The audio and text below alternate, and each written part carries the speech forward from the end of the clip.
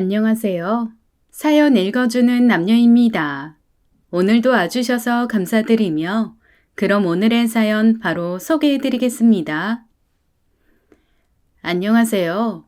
경기도 모처에 사는 여자 사람으로 올해 딱 40살에 접어들었어요. 저는 지금까지 살아오면서 이해하지 못했던 말이 딱 하나 있었습니다. 시간이 지나면 모든 것이 무뎌진다는 말이에요. 아마 제 나이대 분들이라면 지금까지 예전에 저와 같은 생각을 하시는 분들이 있을 것 같은데요. 저도 그 말을 이해하기 시작한 건 얼마 되지 않았습니다. 정확하게 말하자면 이해했다기보다 그럴 수 있겠구나 공감되기 시작했다고 말하는 게 더 맞을 것 같아요. 지금까지 솔직히 엄마의 행동이나 말이 이해되지 않았거든요. 엄마는 결혼 초부터 제가 태어나기 전까지 친할머니에게 고된 시집살이를 당하셨다고 했습니다. 전기밥솥이 귀에 냄비에 밥을 해야 했던 시절이었죠. 살림이 익숙하지 않았던 엄만 냄비밥이 잘 되고 있는지 걱정되어 냄비 뚜껑을 열어보았다고 해요. 그때 어디선가 친할머니가 나타나 엄마에게 꿀밤을 때리며 이렇게 말씀하셨다고 하더라고요. 그렇게 밥 뚜껑을 열었다 닫았다 하면 밥 설 익는 거 몰라서 그래? 뚜껑을 닫고 냄새로 밥이 익었나 안 익었나 알아봐야지. 밥도 제대로 할 줄 모르니 가르쳐야 할 게 한두 가지가 아니네. 그때 엄만 그게 당연한 줄 알았다고 하셨습니다. 외할머니는 엄마가 어릴 때 돌아가셨고 외할아버지 밑에서 자랐거든요. 외할아버지는 그 옛날에도 자녀들의 밥을 손수해 주셨다고 해요. 자식 많은 집 넷째 딸이었던 엄만 당연히 주는 밥만 먹고 살았고요. 그러니 밥할 줄 모르는 게 당연했고 친할머니의 저런 구박도 지당하신 말씀이라 생각하셨다고 했습니다. 그런데 어디 저런 것뿐이었겠어요. 밥을 예로 들었으니 밥을 또 예로 들자면 설 익으면 설 익었다고 중에 질게 되면 질다고 뭐라 해 비유 맞추기가 힘들었다고 하셨어요. 아주 팔색조가 따로 없어. 점심 드실 거냐고 물어보면 아침에 먹은 게 소화가 안 돼서 안 드신다고 해놓곤 뒤돌아선 밥 안 한다고 뭐라고 하시는 거 있지? 시엠이 굶겨 죽일 셈이냐고. 그땐 다들 그러고 사는 줄 알고 뭐가 그렇게 죄송하다는 말만 하고 살았는지. 그렇게 친할머니의 치를 떨던 엄마도 제가 커갈수록 나이가 드셨고 꼬장꼬장했던 친할머니도 많이 왜소해지시고 외로워지셨죠. 많은 일들이 있었는데 가족들과 왕래를 안 하고 살았거든요. 그런데 친할머니가 어렵게 산다는 소식을 건너 듣게 되시더니 그러시더라고요. 같이 산 적이 있는지 자꾸 안쓰럽다고 말입니다. 결국 엄마 마음과 다르게 친할머니가 원하지 않으셔서 여전히 따로 살고 있지만 그때 엄마가 했던 말이 항상 머릿속에 남아있어요. 넌 이해 못하겠지만 너도 결혼하고 애도 낳고 살아보면 알 거야. 기억은 흐려지고 마음이 좀 더 여유로워지면 오래전 일들이 하나둘 추억처럼 남아. 안 힘들었다는 게 아니고 그때니까 그럴 수 있던 것들이니까. 내 인생에서 그때를 지워버릴 순 없잖아. 힘든 기억도 꺼내보기 쉬워지면 날 그렇게 만든 사람이 조금 불쌍하게 느껴지기도 해. 시간이 지나면 모든 게 무뎌지나 봐. 저 들으라고 하신 건지 혼잣말처럼 낮게 읊조리던 말들이 너무 낯설게 느껴져 별다른 대꾸도 하지 못했죠. 하지만 계속 머릿속에 남더라고요. 한 번 싫으면 계속 싫은 거지 어떻게 그런 마음이 들까 이해가 안 된 게 사실이니까요. 그런데 저도 나이를 한 해 한 해 먹다 보니 그 말들이 조금씩 공감되기 시작했습니다. 엄마처럼 지독한 시어머니 시집살이를 한 건 아니지만 그 비슷한 신우살이를 했었거든요. 사실 신우살이라는 말도 딱 어울리는 말은 아니에요. 굳이 말하자면 그렇다는 거지. 신우의 독단적인 행동에 온 가족이 휘말려 들었던 사건, 일대기, 이렇게 말하는 게 나을지도 모르겠어요. 저 역시 그런 상황을 인지하고 정리한 후 10년쯤 지나게 되니 웃으며 말할 수 있을 정도로 조금 무뎌진 것 같거든요. 대체 무슨 일을 겪었기에 이렇게 뜬구름만 잡는 거지 궁금해 하실 것 같아요. 어떻게 이야기를 시작해야 하나 고민하다 보니 사설이 너무 길었네요. 빠르게 제 이야기 시작할게요. 시간이 흐른 만큼 무뎌질 만한지 끝까지 들어주세요. 아유, 야, 너 진짜 모태솔로야? 어떻게 지금까지 남자친구 하나를 못 사귀었어? 아무리 여중 여고를 나왔어도 그렇지. 학원 가도 남자애들 많이 있잖아. 말 한 번도 안 해본 게 사실이라고? 와, 그런 네가 여대까지 왔으니 게임 끝이네. 천연기념물 등록해야겠다.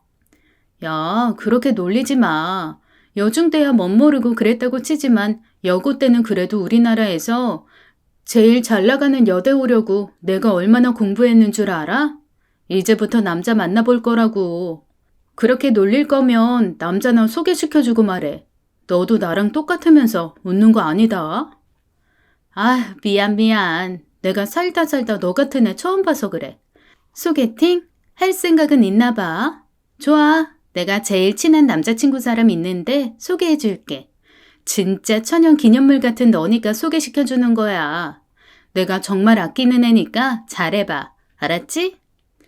여중 여고를 나와 여대에 들어갔던 저는 정말 주변에 남자가 한 명도 없었어요.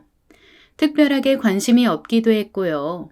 그런 절 진짜 천연 기념물 보듯 쳐다보는 대학 동기였죠.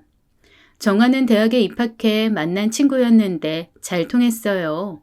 저마다 성향이라는 게 있지만 저와 전혀 반대 성향이었거든요. 전 여중 여고를 나왔어도 사내 대장부 같이 시원시원한 성격이었어요. 여자였지만 매사 거침없는 행동으로 어쩌면 그런 성향 때문에 남자에 대한 관심이 없었는지도 모르지만요. 그에 반해 대학 동기 정아는 애교도 많고 여리여리했습니다. 같은 여자친구여도 쿵짝이 잘 맞았죠. 정아는 제가 더 이상 말도 안 했는데 일사천리로 소개팅 날을 잡더니 나가보라고 했어요. 소개해줄 남자애가 인기가 많아 여자친구가 생기기 전 잘해보라는 말까지 덧붙이더라고요. 안녕하세요. 정아에게 이야기 많이 들었어요. 정아가 누구 괜찮다는 소리를 잘하는 애가 아닌데 하도 괜찮다고 만나보라고 해서 나왔네요. 하하. 저도 소개팅이 처음이라 뭘 어떻게 말해야 하는지 모르겠어요. 이따 집에 가면 잘했냐고 물어볼 텐데 뭘 하면 좋을까요? 정아가 저에 대해서 괜찮다는 소리를 했어요? 나중에 맛있는 거 많이 사줘야겠네요. 그런데 정아랑 상당히 많이 친한가 봐요. 정아한테 제일 친한 남자 사람 친구라는 이야기는 들었는데 이따가 집에서 만나실 정도면 부모님끼리도 어렸을 때부터 잘 알고 지내셨나 봐요. 네? 정아가 저를 제일 친한 남자 사람 친구라는 말을 했다고요? 아, 정말 모르시는 거예요? 뭘요? 둘이 무슨 일이 있으셨어요? 하하, 놀라는 모습이 너무 귀여우셔서 장난을 더 치고 싶은데 첫 만남에 그러는 건 예의가 아닌 것 같아서 말씀드릴게요. 저 정아랑 쌍둥이에요. 정아가 정말 이야기 안 했나 보네요. 쌍둥이요? 하나도 안 닮았는데요? 그런 소리 전혀 안 했는데. 그냥 어릴 때부터 봐서 좋은 남자애라고만 말했는데. 그리고 소개팅 당일 전혀 예상하지 못한 소리를 듣게 되었죠. 사실 생각해보면 호구조사를 서로 할 만큼 부모님이나 형제에 대한 이야기를 한 적이 없더라고요. 그래서 그랬나 싶은 생각도 잠깐 해보기도 했는데요. 굳이 쌍둥이 오빠를 친한 남자 사람 친구라고 말하는 게 조금 이해되지 않았죠. 그런 저에게 오히려 소개팅남 우혁 씨는 담대하게 말하더라고요. 일란성 쌍둥이라 전혀 닮지 않았어도 또래보다 작았던 정아와 반대로 우혁 씨는 어릴 때부터 또래보다 컸다고 해요. 그래서 자연스럽게 오빠라는 소리를 했었는데 사춘기를 지나며 쌍둥이인데 오빠가 어딨냐며 야자로 말하기 시작했다고 했죠. 그래서 아마 오빠라는 말을 하기 싫어서 그랬을 거라고 말하는데 이해가 될 듯 말 듯 했습니다. 저는 형제가 없었거든요.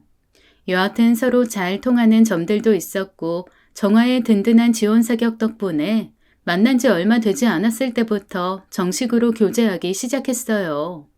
시간은 참 빨리 가더라고요. 우혁 씨가 군대 갔어도 정아 덕분에 외롭지 않게 버틸 수 있었고, 대학을 졸업하고 사회생활도 무난하게 시작했거든요.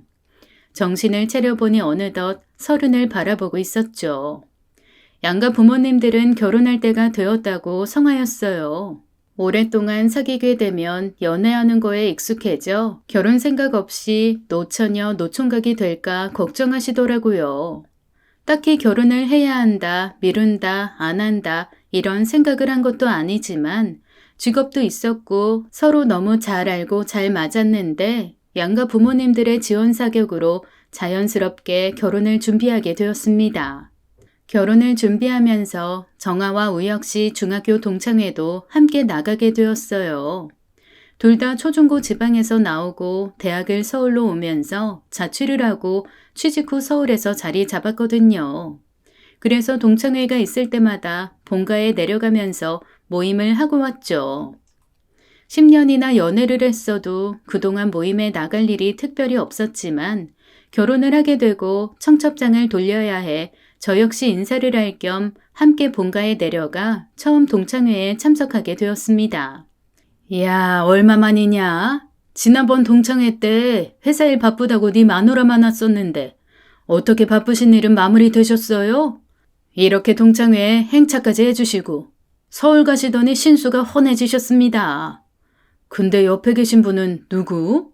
처음 뵙는 분인데 마누라가 아니네? 야, 말 조심해. 내 진짜 마누라 될 사람이야. 이제 그런 장난은 안 할 때도 되지 않았냐? 언제까지 그럴 거냐? 진짜 마누라? 너 결혼해? 야, 좀 비켜봐. 재수씨, 처음 뵙겠습니다. 제가 이놈이랑 중고등학교 동창이에요. 이 자식 궁금한 점 있으면 다 저한테 물으세요. 제가 제일 잘합니다. 야, 그런데 네 마누라는 왜 안 오냐? 전화도 안 받고. 너희 또 싸웠냐? 동창회에 있는 동안 표정 관리가 잘 안 되더라고요. 이해되세요? 마누라, 진짜 마누라, 재수씨. 이야기의 요는 그랬어요. 같은 중학교에 다녔던 정아는 우혁이가 여자친구가 생기는 걸 단속했대요.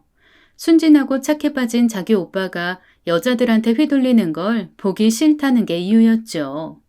중학교 내내 유명했더라고요. 오죽하면 정아 별명이 우혁이 마누라였다고 동창들이 하나같이 입을 모을 정도였죠. 그러면서 자기들도 민망했는지 저에겐 재수씨라는 호칭을 사용하며 예비 신부라는 위신을 세워주려고 애썼지만 사실 기분이 썩 좋은 건 아니었어요. 오래된 호칭이 하루아침에 고쳐질 리 없고 꼭 전처와 있는 기분이 들었으니까요. 문제는 그동안 우혁 씨에게 하는 걸 보면 어떤 마음이었는지도 알 것 같았지만 현실은 이해와 다른 감정의 문제였다는 점이죠. 그렇다고 결혼을 엎을 정도는 아니었어요. 동창들은 1년에 한두 번 보는 게 전부이고 그 소리가 듣기 싫으면 제가 안 나가면 그만이니까요. 저와 우혁 씨 사이는 정말 좋았고 정아 역시 좋은 친구이자 예비 신우로 언제나 그랬듯 쿵짝이 잘 맞았으니까요. 그렇게 결혼식도 무사히 끝나고 달콤한 신혼생활이 시작되었습니다. 하지만 현실은 생각한 것과 조금씩 다르게 흘러가고 있었어요. 우혁 씨, 지금 퇴근해? 밥 올려둘게. 이따 봐. 그게 아니고 우리 오늘 외식하자. 자기도 지금 출발하면 시간 얼추 맞을 것 같아. 외식? 갑자기? 뭐 먹고 싶은 거 있어? 집밥 먹고 싶다며. 당신이 집밥 먹고 싶다고 해서 퇴근 후에 서둘러 장 봐서 찌개도 다 끓여놨는데. 그랬어? 아휴, 힘들게 뭐하러 그랬어. 같이 준비해도 되는데. 내일 아침에 먹고 가면 되겠다. 퇴근하려는데 정아한테 전화가 왔잖아. 이번 주말에 집에 내려갈 시간 되냐고. 아빠가 등산하다 다리가 삐끗하셨는데 병원에 안 간다고 하시나 봐. 그래서 내가 좀 가서 발목도 봐주고 심하면 병원도 데려가라고. 알았다고 전화 끊으려고 하는데 갑자기 석고찌개를 먹고 싶다고 하잖아. 자기도 알지? 명동 석고찌개. 그거 1인분 안 팔잖아. 그래서 그거 먹으러 가자고?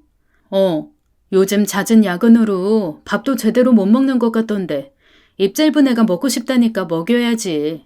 7시에 만나기로 했으니까 지금 나오면 될 것 같아. 식당으로 와. 미리 도착하면 주문해 놓고 있을게. 처음엔 이런 일들이 조금 서운했지만 화가 날 정도는 아니었어요. 신우기도 했지만 저와 친했던 친구라 얼마나 음식에 대한 욕심이 없는 아이인지 저도 역시 잘 알고 있었거든요. 걱정되는 부분들이 이해할 수 없었던 것도 아니고 다른 사람도 아니고 형제니 이러지 말자 저러지 말라고 할 수도 있는 것도 아니었습니다. 하지만 사람 기분이 그렇더라고요. 마누라와 재수 씨가 나의 삶에 깊숙이 들어온 느낌이 들었거든요. 오히려 결혼하고 한 집에 사니까 그런 부분들이 더 도드라지기 시작하더니 마누라와 재수 씨가 아니라 전처와 본처 같은 느낌이 들었습니다. 먹고 싶은 게 있어서 같이 외식하는 일 외에도 남편 회사 근처에 있는 호텔 케이크를 좋아하는 신우 때문에 남편이 케이크를 사 직접 신우 집에 배달하고 집에 오는 날들도 있었어요. 결혼 전엔 한 집에 사니까 남매끼리 당연히 하던 일상이었겠죠. 하지만 이젠 달라졌는데 그걸 인식하지 못하는 건지 아니면 제가 예민해 이런 일상들이 힘들고 지쳐가는 건지 알 수 없었습니다. 아가씨한테 남자친구 생겼으면 좋겠다. 우리 아이 생기면 당신이 시간 내는 것도 한계가 있을 텐데. 아가씨 챙겨줄 남자친구 있으면 그래도 마음이 좀 놓일 것 같은데. 주변에 좋은 사람 없어? 그러게, 그 생각을 못했네. 내가 평생 챙겨줄 수 있는 것도 아니고 집이라도 가까우면 챙겨주는 게 문제가 되지 않을 텐데 신혼집을 정안의 근처에 잡을 걸 그랬나 봐. 그랬으면 이런 고민 안 해도 되는 건데 주변에 괜찮은 사람은 있는데 정화가 마음에 들지 모르겠네. 은근히 보는 눈이 높은지 지금까지 한 명도 누굴 제대로 만난 적이 없거든. 남자친구 같은 자기 있으니 이상한 말이나 하고. 혹시 정아 여자 좋아하는 그런 건가? 자기 뭐 아는 거 없어?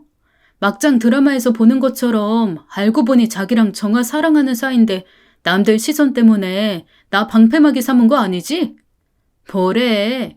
당신 드라마 그만 봐야겠다.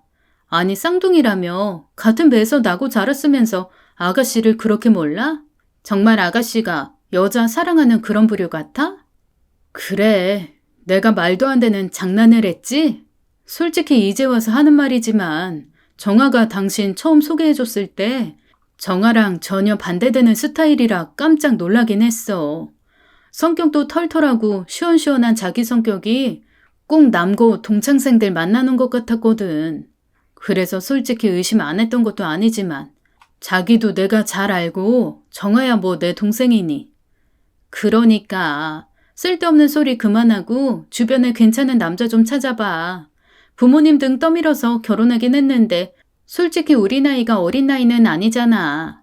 아가씨도 빨리 결혼해서 아이 낳으면 같이 키우고 좋을 것 같은데. 말로만 알았다고 하지 말고 당장 내일이라도 제대로 찾아봐. 알았지? 그렇게 고민 끝에 찾아낸 해결책은 아가씨에게 남자친구를 소개시켜주자는 거였습니다. 더 나아가 결혼까지 하면 더 좋고요. 워낙 단짝처럼 셋이 몰려다녀서 그랬는지 아가씨는 누굴 만나고 싶은 마음도 없어 보였거든요. 하지만 이제 결혼도 했고 그럴 수 없잖아요. 아이가 생겼는데 남편이 여전히 아가씨를 지금처럼 살갑게 챙긴다면 상상만 해도 싫더라고요. 그래서 아예 가능성을 차단하기 위해 애둘러 남자친구를 소개시켜주라고 남편을 부추기기 시작했습니다. 그렇게 여러 번 소개팅 끝에 아가씨에게 관심을 보이는 남자가 생겼어요. 남편 회사 동료였는데 여리여리한 아가씨 같은 여성이 이상형이었다며 지속적인 관심을 보였죠. 저도 몇 번 만나봤는데 정말 괜찮은 사람이었어요. 남편만큼 키도 컸고 외모도 훈남이었습니다.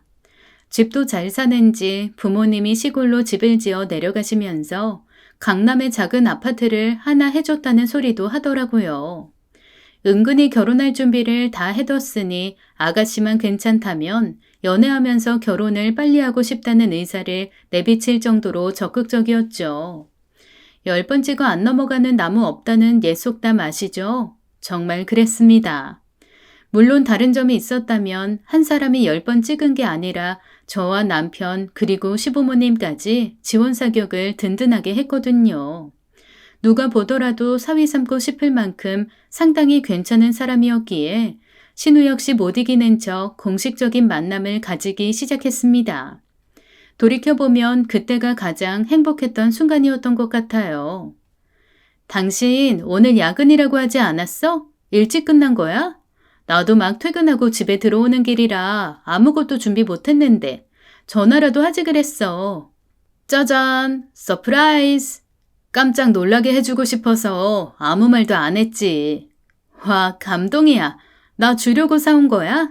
와, 꽃향기 정말 좋아. 무슨 꽃이야? 처음 봐. 뭐라고 들었는데? 갑자기 물어보니까 기억 안 난다. 꽃집에 들어갔는데 이 꽃이 딱 눈에 들어오잖아.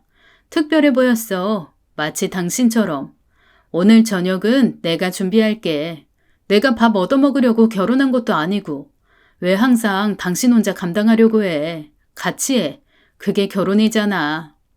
그렇게 기다렸던 달콤한 신혼생활이 결혼한 지 1년도 더 지나 시작되었거든요.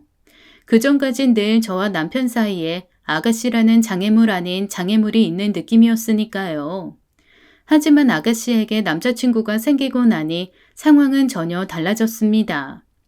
남편은 퇴근 후 집으로 당연하게 귀가했고 가끔 이벤트를 해준다며 저도 모르게 집으로 와 저녁을 차리거나 퇴근길 꽃다발을 사들고 주는 일들도 있었죠.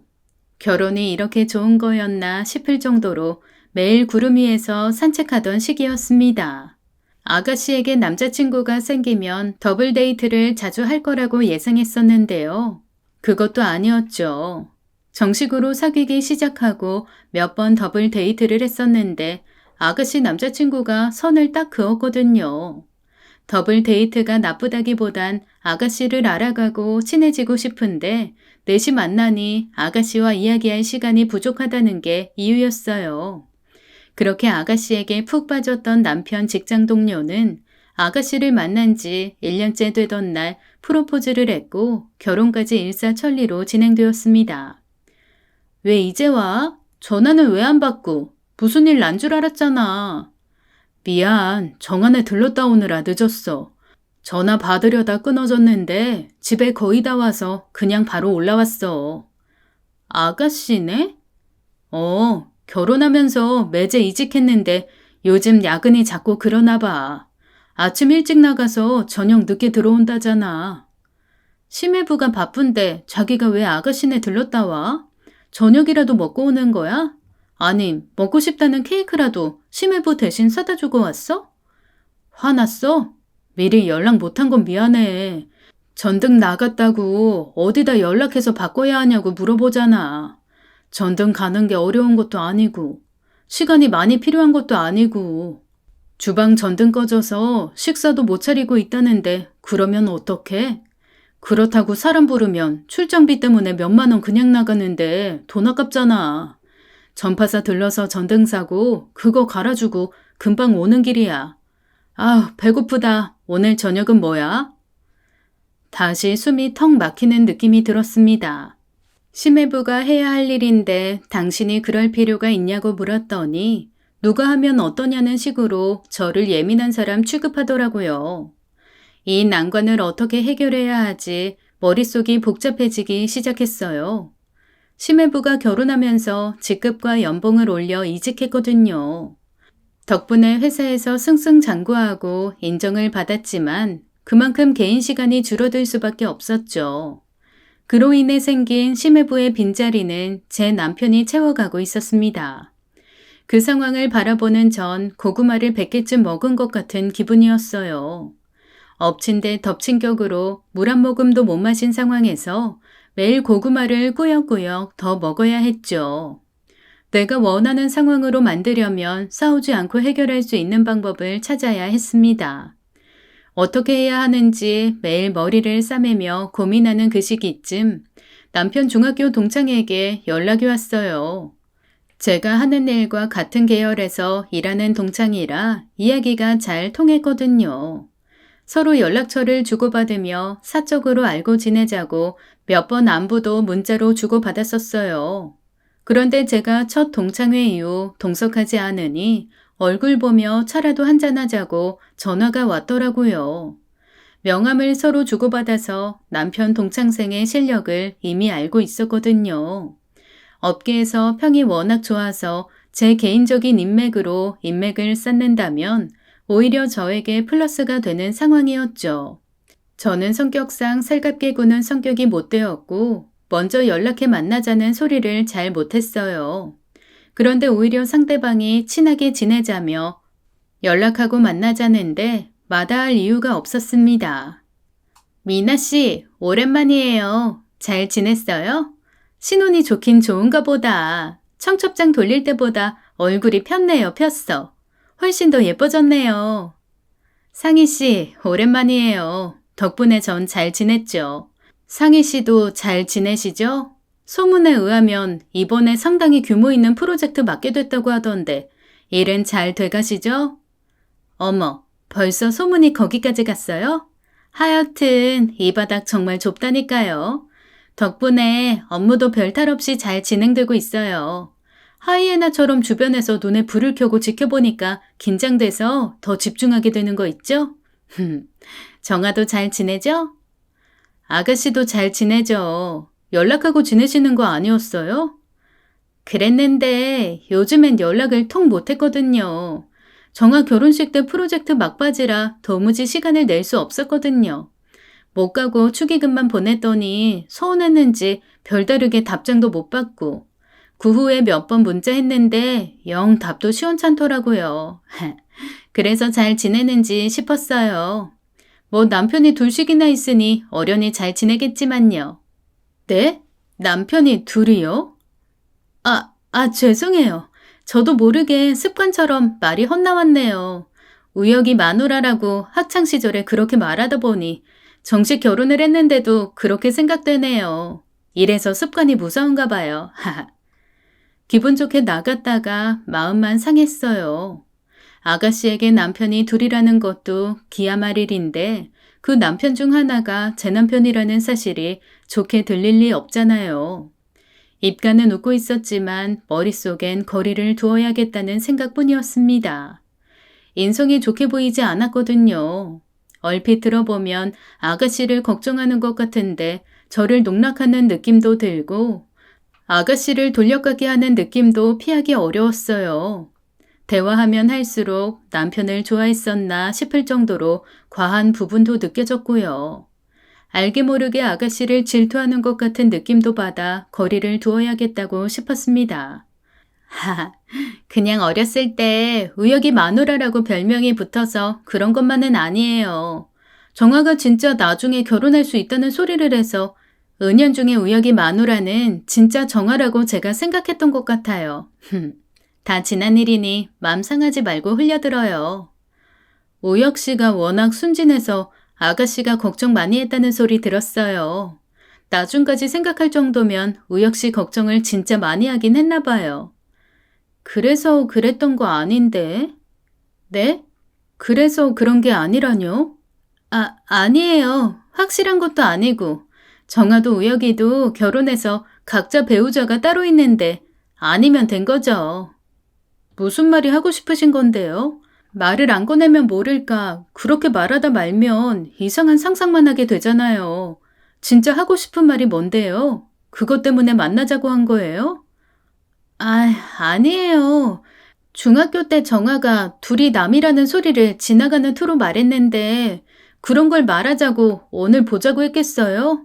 같은 업계에서 일하고 지금 하는 프로젝트 다음 프로젝트도 논의 중인데 함께 일할 사람이 필요해서 미나 씨에게 의논도 할 겸 얼굴도 볼 겸 보자고 한 거예요. 정아도 우혁이도 동창이라 서로 안부 묻다 보니까 저도 모르게 자연스럽게 이야기가 나와서 오해하실 수도 있는데 그런 거 아니에요. 일 때문에 겸사겸사 보자고 한 거예요. 오해하시는 거 아니죠? 어떤 대꾸를 할 겨를도 없이 불현듯 머릿속을 스치는 게 있었습니다. 그건 남편을 소개받고 그해 겨울에 있던 남편 생일 때였어요. 전 당연히 쌍둥이라 케이크도 큰 걸 샀고 선물도 2개를 준비했거든요. 그런 절 보고 정아가 웃으며 그러더라고요.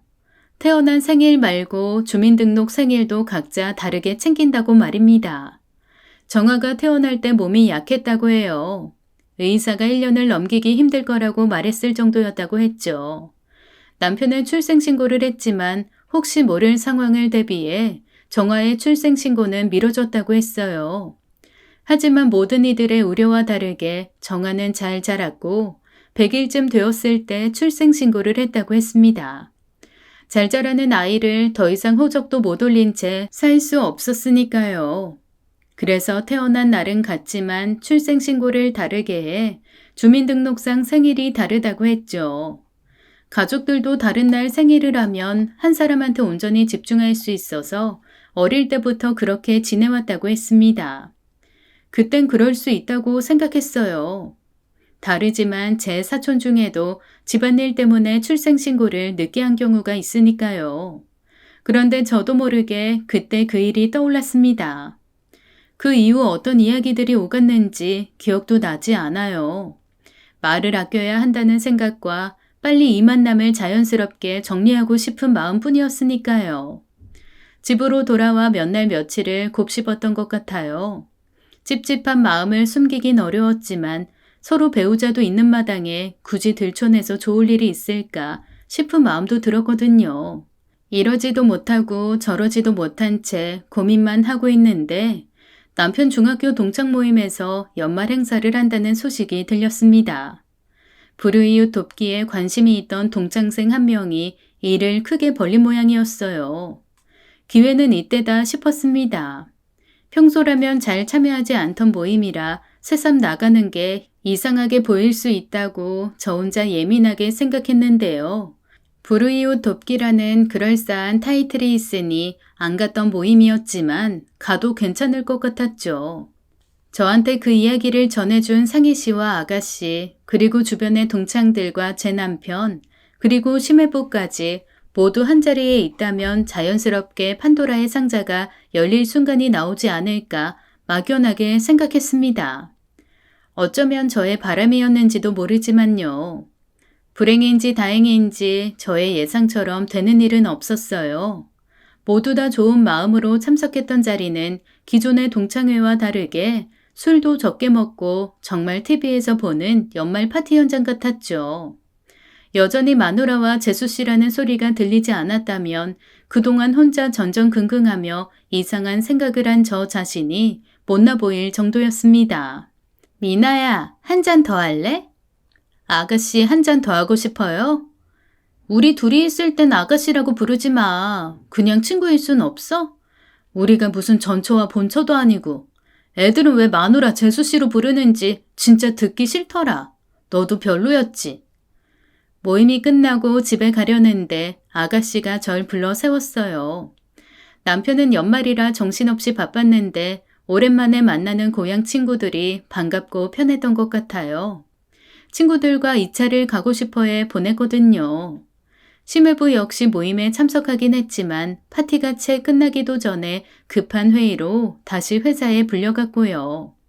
그런 상태에서 술이 먹고 싶었는지 이야기를 하고 싶었는지 모르겠지만 예상하지 못한 돌직구를 날리는데 속으로 정말 당황스러웠습니다.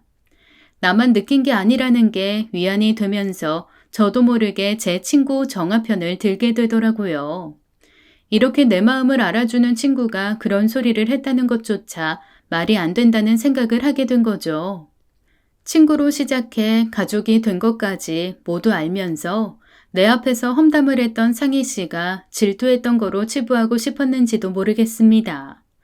그렇게 모두 보내고 둘이 가볍게 한 잔 더 하러 바에 갔어요. 오늘 너 좀 이상하다. 뭐 속상한 일 있었어? 속상한 게 아니고 한심해서 그러지. 나이가 어린 것도 아니고. 너도 나도 결혼해서 배우자가 있는데 그런 건 하나도 생각 안 하고 마누라니 재수씨니 생각들은 있는 건지. 워낙 오랜 시간 그렇게 불러서 익숙해서 그렇다잖아. 기분 나쁘다는 표현을 해도 그때뿐이니 뭐 어떡해. 사실 나도 그거 기분 나빠서 그동안 참석 안 했거든. 딱히 네가 올 자리도 아니지. 어? 아니, 내 말은 동창회니까. 엄연히 넌 동창생도 아니고 기분이 나쁠 순 있지만 참석하고 안 하고 그럴 문제는 아니지. 그냥 안 나오면 되는 거니까. 무방비 상태에서 강하게 둔기로 한 대 맞은 느낌이 들었습니다. 표면적인 말만 놓고 본다면 맞는 말일 수 있는데 맨 마지막에 안 나오면 된다는 말이 묘하게 거슬리더라고요. 뭐랄까, 대학교 입학식 때 만나 지금까지 그래도 10년간 알고 지냈는데 그 말을 꺼내는 모습 자체가 낯설게 느껴졌거든요.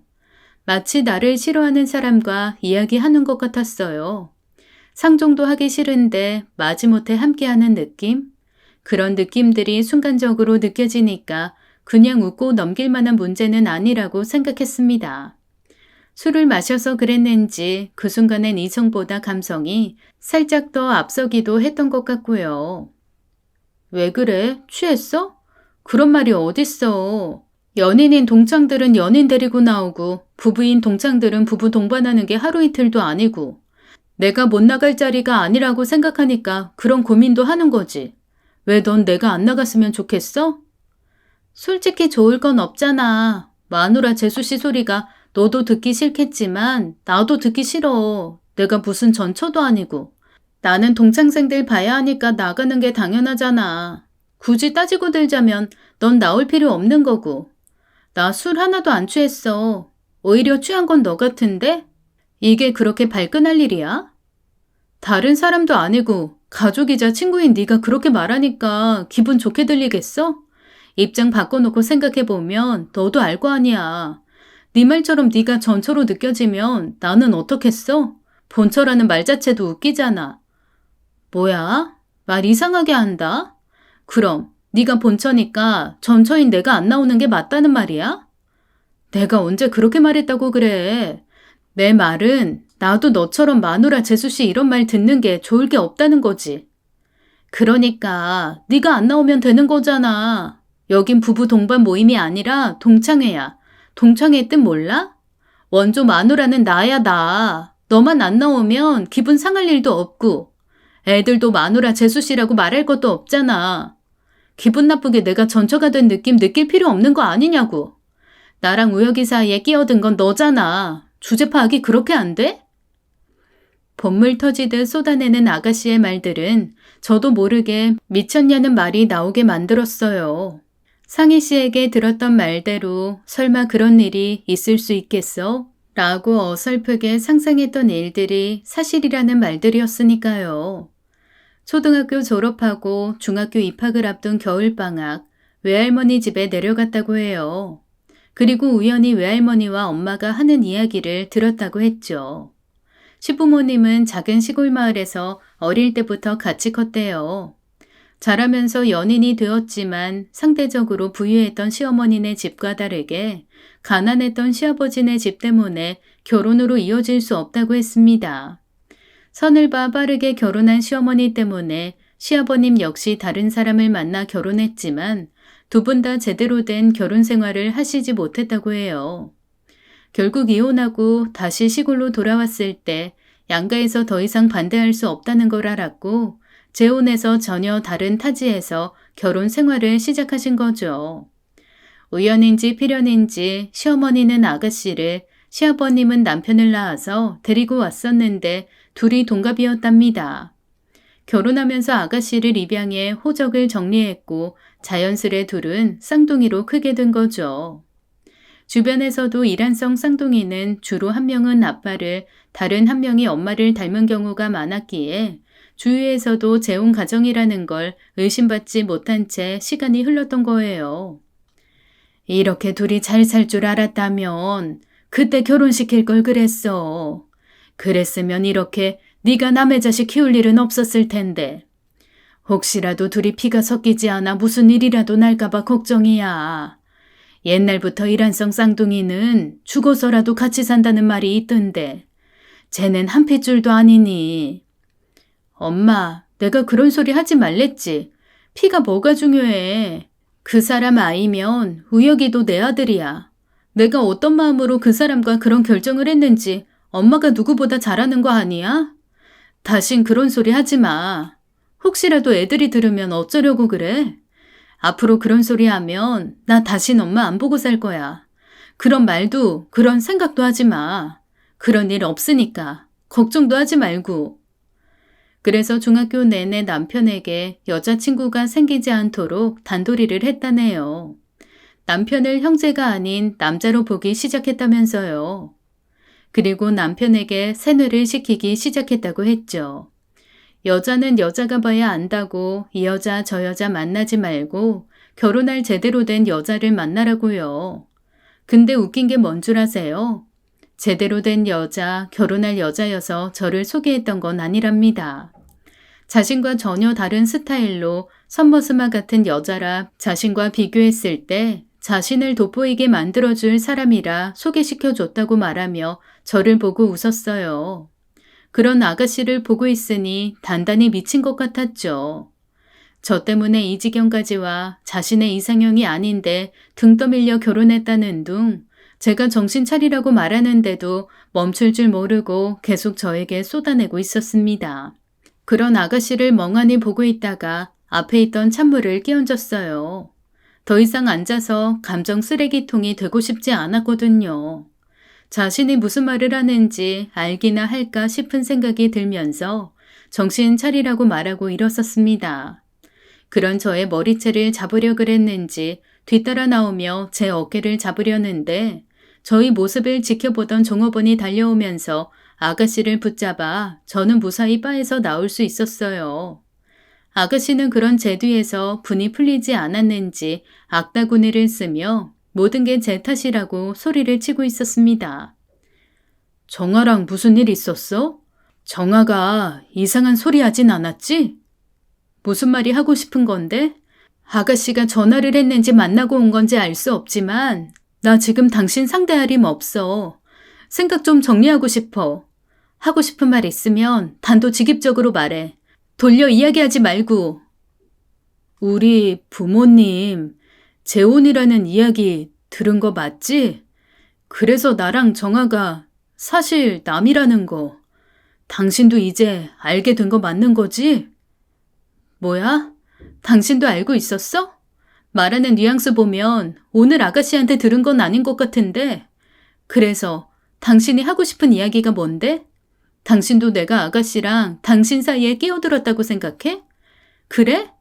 같은 생각이면 내가 사라져주면 되는 거야? 그걸 원해서 지금 내 기분 하나도 생각 안 하고 이렇게 말하는 거냐고. 아니야. 오해하지 말았으면 해. 당신 생각 복잡한 것 같아서 그러지 말라고 말하는 거야. 나는 고등학교 때 알게 됐어. 이야기하자면 복잡한데 난 정아랑 달라. 알았어도 달라지는 거 없었다고. 어떻게 동생처럼 20년을 살았는데 피가 안 섞였다는 소리에 동생이 여자로 보이겠어? 오히려 그래서 더 책임감이 들었어. 내가 더 챙겨줘야 할 것 같았거든. 그러다 당신을 만났는데 난 좋았어. 정아가 여자라면 내 옆에 오는 것 자체를 싫어했는데 당신은 예외라는 것도 좋았지만 정아와 다르게 시원시원한 성격이나 나처럼 운동 좋아하는 거, 이야기 잘 통하는 거, 모든 게 다 좋았다고. 그래서 이야기하는 거야. 혹시 나도 그럴지 상상하면서 마음 불편해하지 말라고. 난 당신이 내 첫 여자이자 마지막 여자라고 생각해. 단 한 번도 이 생각이 변하거나 흔들린 적 없어.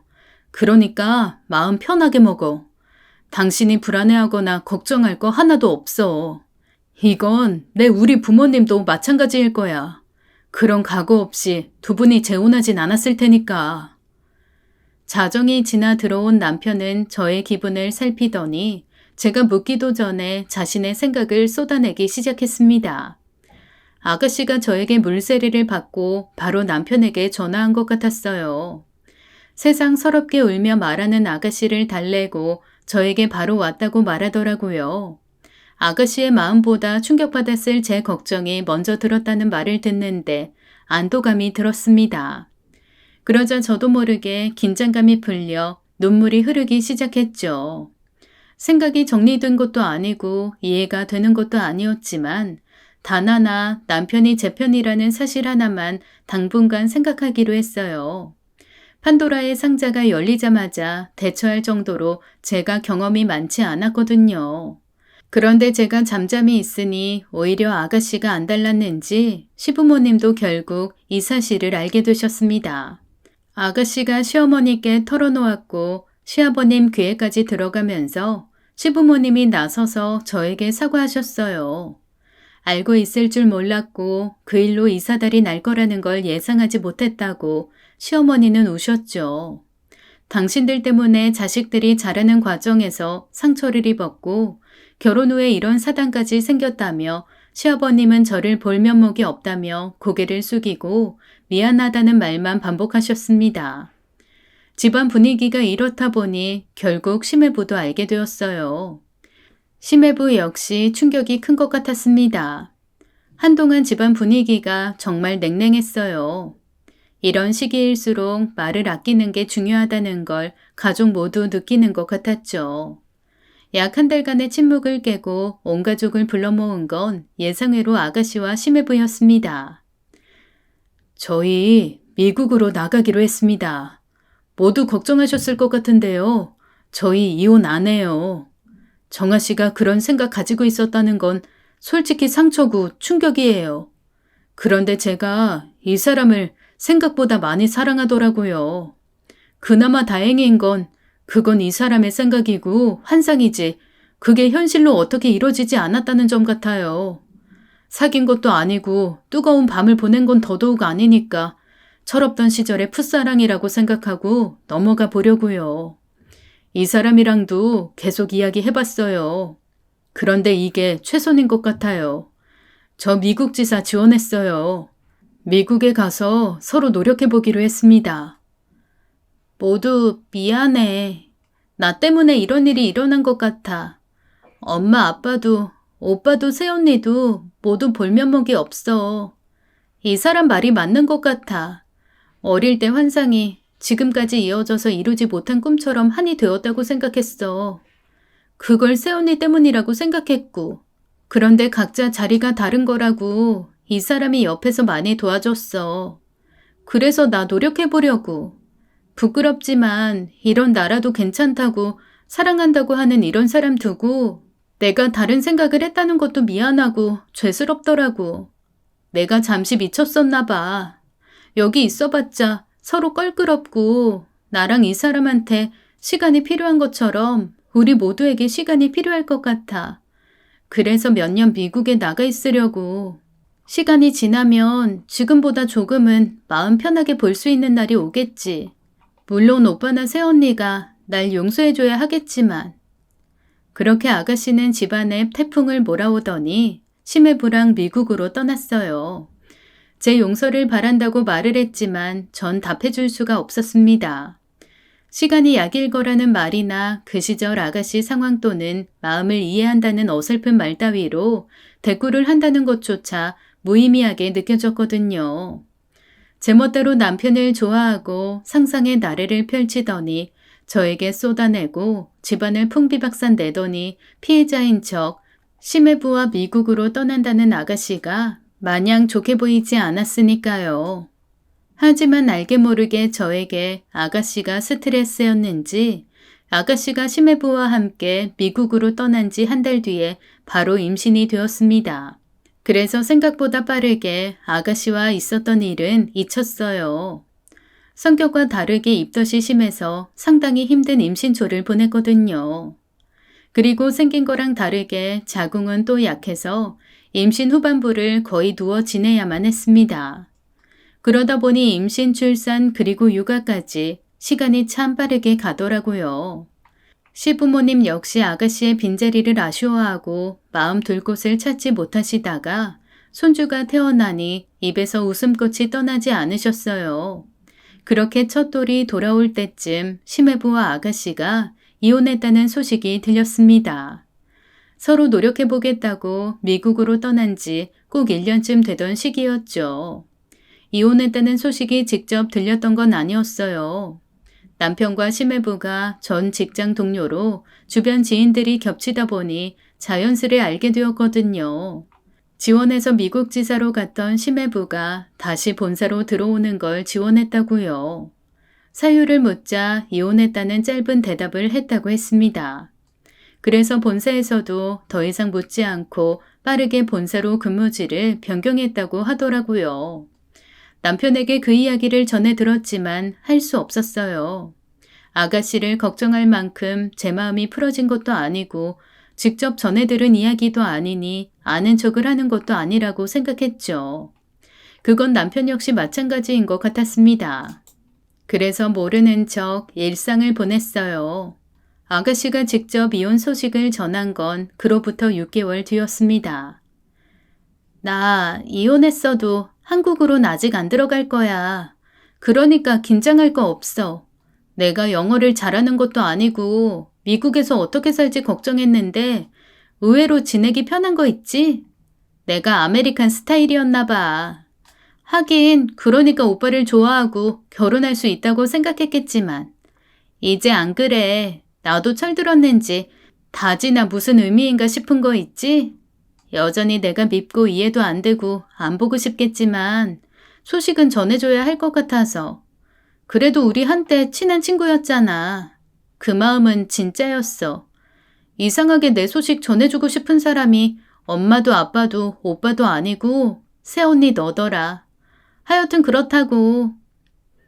미국물이 좋긴 좋은가 보다. 아니면 나한테 울고불고 다 쏟아내서 그런가? 많이 편해진 게 느껴지네. 그런데 난 아직 모르겠다. 육아하느라 정신없어서 너에 대해 생각할 겨를이 없었거든. 맞다. 조카도 잘 크고 있지? 고모가 돼서 지금까지 선물 하나 제대로 못 보낸 것 같아서 내가 어제 선물 붙였어. 언제 도착할지 모르지만 내 마음이니까 잘 받아줬으면 좋겠어. 생각할 겨를 없다는 소리가 좋게 들린다면 이기적인 거겠지? 이기적인 거야. 앞으로 소식 전해주고 싶으면 나 말고 어머니나 아버지한테 전화해. 나나 우혁 씨한테 전화하지 말고. 말 길어져서 좋을 거 없으니까 이만 끊는다. 정말 미국물이 좋은 건지 속이 없는 건지 편하게 말하는 아가씨를 왠지 좀 편하게 대할 수 없더라고요. 제 성격 자체가 말 한마디를 신중하게 하는 편이라 나중에 후회할 말은 하고 싶지 않았거든요. 최대한 담대한 척 말을 섞고 싶은 게 아니라는 걸 표현하는 정도가 제가 그 시절 아가씨에게 할 수 있는 최선이었어요. 적어도 그때는요. 그 후 10년이 지났지만 여전히 아가씨는 미국에 머물고 있습니다. 그리고 며칠 전 귀국한다는 소식을 들었어요. 외국인 남자를 만났는데 잘 통해 결혼하고 싶다고요. 결혼 허락을 받을 겸 오랜만에 온 가족을 만날 겸 한국에 오겠다는 거였습니다. 그 이야기를 듣는데 저도 모르게 피식 웃음이 나왔어요. 그리고 나온 말이 아가씨답다라는 거였죠. 그게 다였어요. 신기하게 예전처럼 생각이 많아진다거나 마음이 답답해지는 게 하나도 없더라고요. 물론 그렇다고 웃으면서 만나거나 예전처럼 잘 지낼 자신이 있다는 건 아니에요. 다만 뭐랄까 예전에 엄마가 말했던 것처럼 아이 낳고 시간이 지나서 그런지 그때 그 시절처럼 가슴 뜨겁게 기분이 나쁘거나 화가 나는 게 아니었어요. 그래서 이렇게 사연을 보내게 되었습니다. 저의 이런 감정들이 맞는 건지 알 수 없어서요. 이런 마음들을 누구에게도 털어놓지 못하겠더라고요.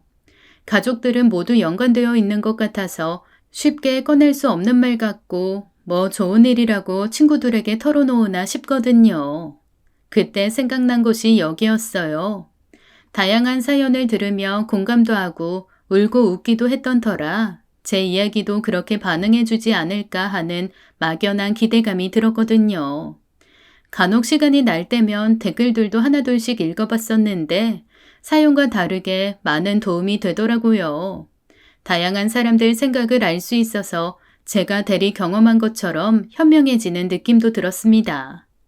그래서 이렇게 부탁드려요. 저에게 조언도 좀 해주세요. 제가 어떻게 하면 현명하게 잘 대처한 게 될까요? 상처가 무뎌졌다고 상처가 없었던 게 아니니 아무 일 없었던 것처럼은 못하겠어요.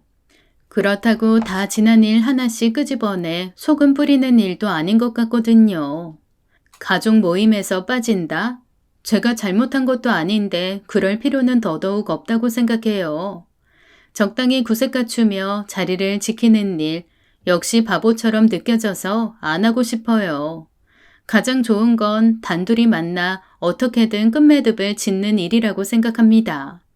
어떤 말로 제 기분을 전하며 멋있게 마무리할 수 있을까요? 헤어진 남자친구를 다시 만나 속 시원하게 만드는 일이라면 오히려 쉬울 것 같아요. 그런데 그것도 아니고 지난 10년 동안 육아에 빠져 아이와 지낸 시간이 많아서 그런지 머릿속이 새하얗게 백지화된 것 같네요. 멋있게 상황 정리할 수 있는 말들 댓글로 부탁드립니다. 다음 주에 온다는데 그 전에 열심히 연습해서 자연스럽게 제 생각처럼 말하고 올게요. 저 잘할 수 있겠죠? 지금까지 사연 읽어주는 남녀였습니다. 끝까지 시청해주신 여러분 감사드리며 저희는 다음 사연으로 돌아올게요. 감사합니다.